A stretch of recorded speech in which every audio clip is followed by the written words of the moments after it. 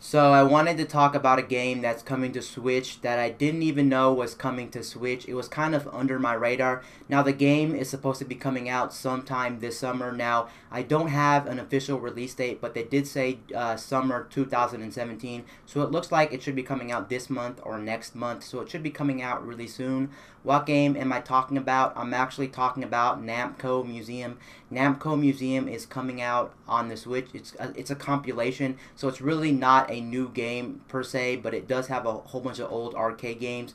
The only thing I have to say about it is the fact that the price point it might turn off some people, especially if you're not into old arcade games or if you never played them or you don't like old games in general. It's gonna be $30. I have the list of games on there. I'm gonna go ahead and read all the games on the list. I'm actually gonna go ahead and name them right here. I have the list. So we have Pac-Man, Pac-Man versus Dig Dug, Galaga, Galaga 88, The Tower of Druga, Druaga, Rolling Thunder, Rolling Thunder 2, Sky Kids, Splatterhouse, and Tank Force. Now, I did actually play a Namco Museum compilation back on the PS1 growing up, so I did play some old Namco games on that compilation. So as you can see, there's also other systems that do have Namco compilations, and I'm sure you can get a lot of these games, whether it be Galaga, whether it be Dig Dug, whether it be Pac-Man on your smartphone or cell phone. You can probably get them free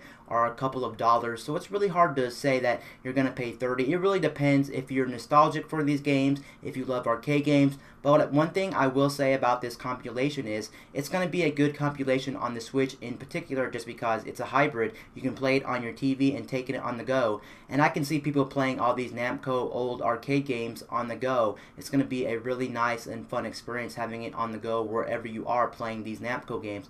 Now, when it comes to these games on the list, I have played a couple of them. The obvious ones are Pac-Man, Galaga, and Dig Dug. I have played those games. Now, if you never played Dig Dug, Dig Dug is a game where you're digging around in the ground and you're a little character, I think, with a helmet on. And the way you kill enemies in Dig Dug is you have a bike pump and you actually pump up the enemies. Once you attach the part of the bike pump to the enemy, then you start blowing up the enemy, and once the enemy gets too big, they pop, and that's how they die. And then also you can go under these rocks, and then these rocks will fall, and then they'll kill enemies that way. So you can see Dig Dug is a very fast-paced, very fun arcade game. And of course we got Galaga. Galaga is a game just like Space Invaders back on the old Atari, but it's a much better version of Space Invaders on the Atari. Galaga, played a Galaga, very fun game. And then of course we got Pac-Man. I don't know which version of Pac-Man do we have. It's just called Pac-Man, but there's so many variations of Pac-Man, it's really hard to tell how Pac-Man is. I actually seen screenshots also of the main menu. The main menu of the game looks pretty good. Like I said again, the only problem with this compilation, it's going for 30. That's kind of high for old arcade games, depending on who you ask. Me personally, I think that's kind of high. I'm not really too excited for this compilation because they are old games, especially old arcade games.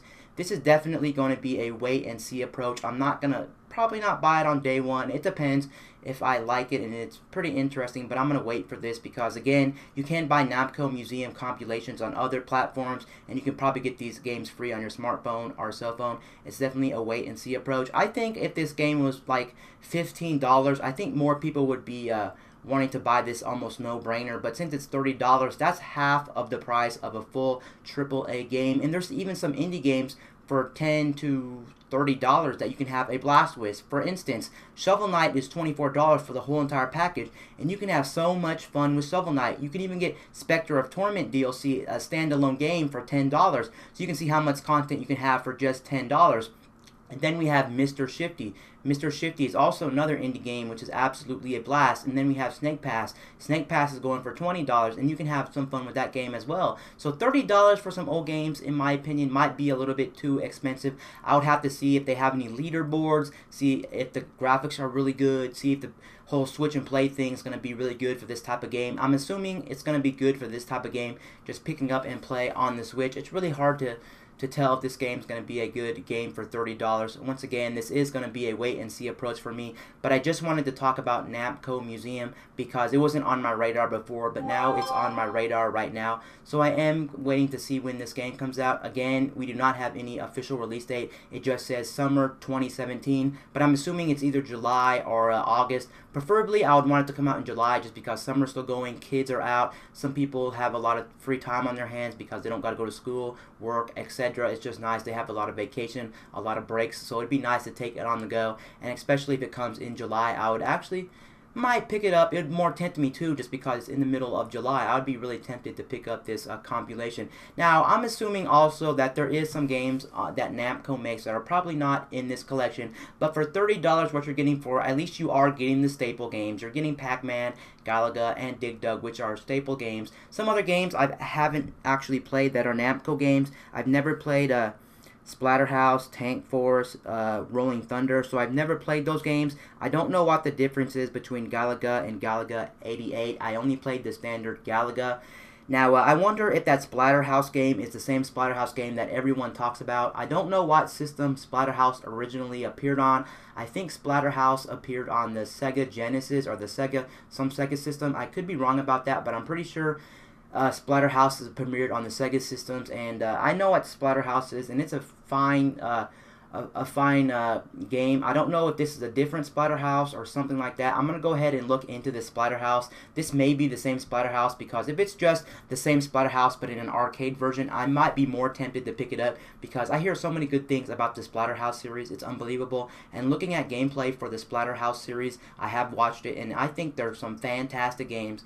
So look into Splatterhouse. But overall, I think this compilation may or may not be worth it. I really can't tell you guys for $29.99. It just depends, again, whether you like old games. Are you nostalgic to arcade games? Did you grow up with them? Do you like them? Do you like the whole thing? One thing they did say about this compilation is that the fact that it's going to be pick up and play. So if you're in the middle of like a Galaga level, or if you're in the middle of like a Pac-Man level, I'm assuming you can pause it, turn off your Switch, put it in standby mode, and then resume play right where you left off. So that's going to make these games much more enjoyable, much more funner, because you're not forced to play the whole entire thing before you have to put it down. You can play a couple levels, put it down, pick it back up right where you left off. That's going to be great, since the Switch, of course, again, is a hybrid system. You can play it on the TV and you can play it on the go. But that's pretty much me talking about Namco Museum. It's a wait and see approach for me. But anyway, guys, peace out. I'll see you guys later in my next video. I'm out, guys.